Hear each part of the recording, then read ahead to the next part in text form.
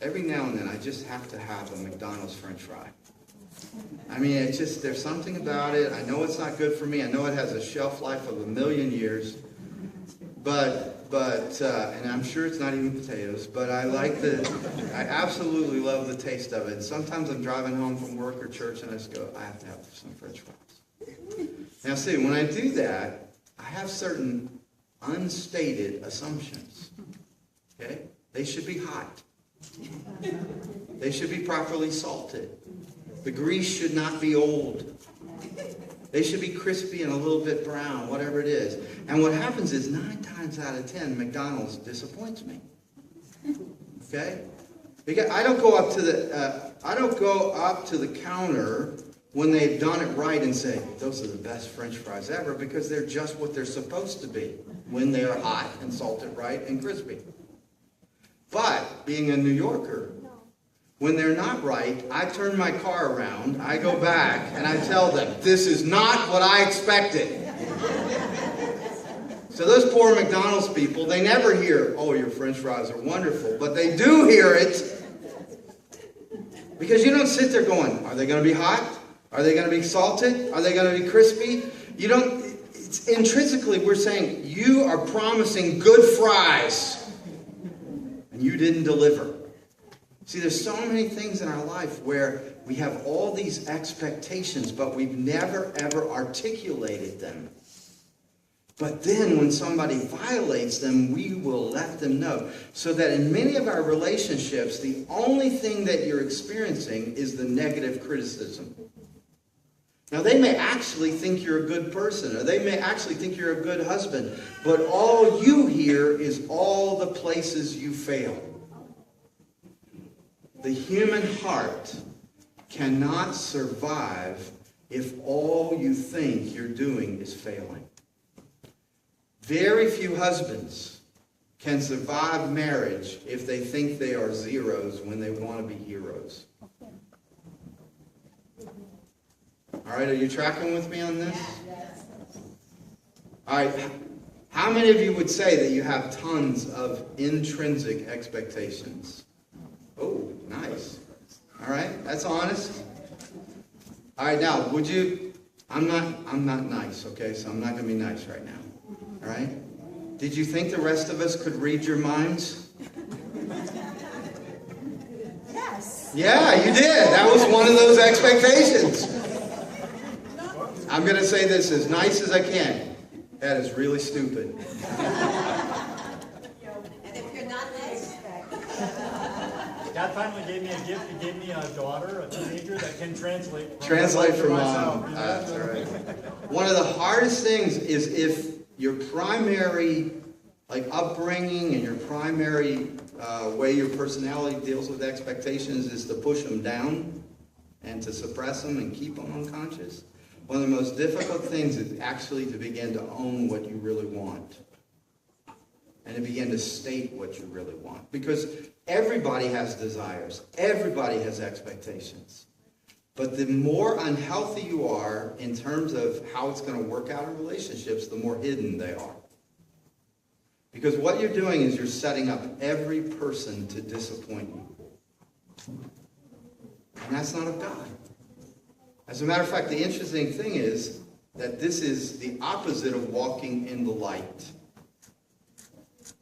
Now, the second one, level of expectation, I find to be the most healthy, because when you consciously state and then you agree upon both the expectations, the standards of performance, and things like that, then now we can at least bring everything into the light.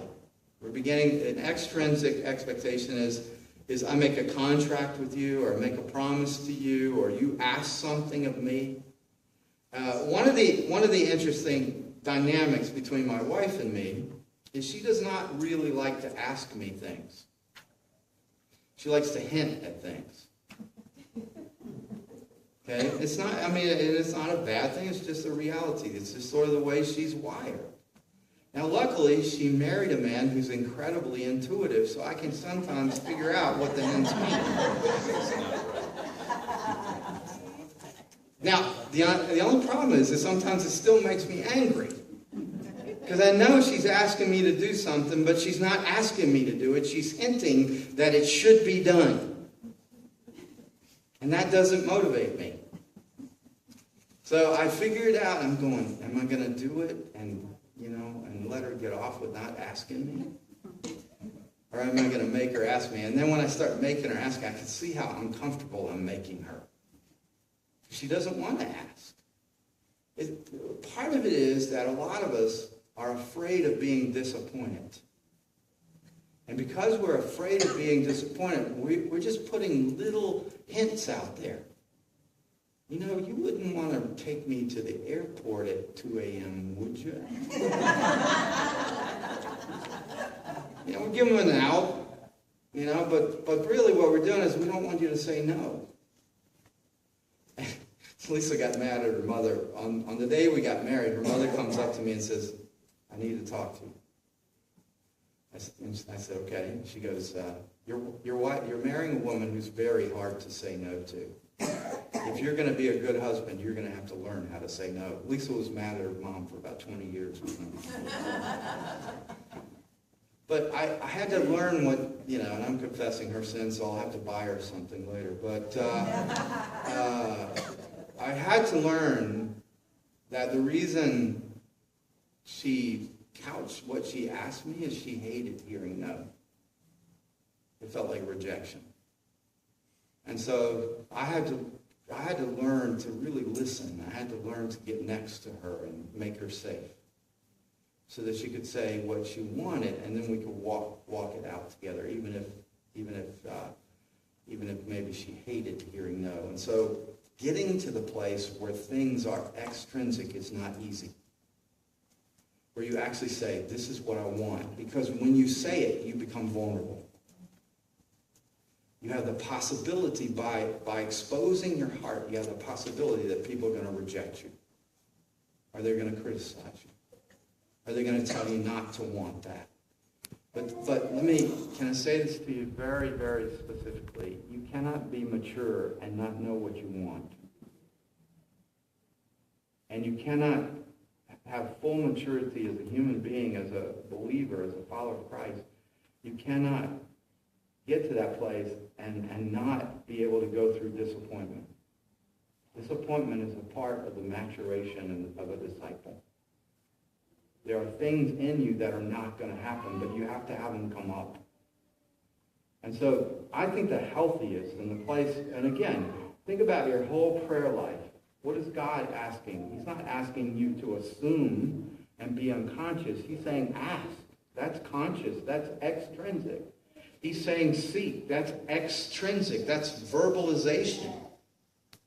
Delight yourself in the Lord and give the desires of your heart. That's you bringing up those desires so they can be met. There are things in you that God wants to say yes to you, but you've never asked. And James says it this way, you have not because you ask not. God wants not to fulfill, and I'll say it this way. No one is bound to your intrinsic expectations. Not God, not any of your family, not your relationship. If you're not willing to make known what it is you expect, then you should no longer expect it.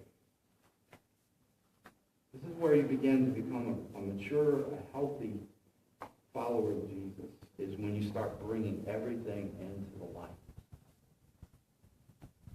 Well, I'm not so good at I was never very good at the intrinsic ones. I've learned that everything of character in my life has to do with being a man of my word. That if I promise something to my wife, to my children, to my church, to my friends, then I need to have counted the cost before I promise it. There are lots and lots of leaders who promise what they cannot fulfill. I've seen it over and over again in the church. If you do not satisfy what you have promised, then you are not a person of integrity. And it's so easy. Fathers say this to their children a lot of times. We're going to do this. And then something comes up and they say, we can't go do this. And it breaks the kid's heart. And the father says, I will make this up to you. You cannot make up what you have not fulfilled. fulfilled up to anyone.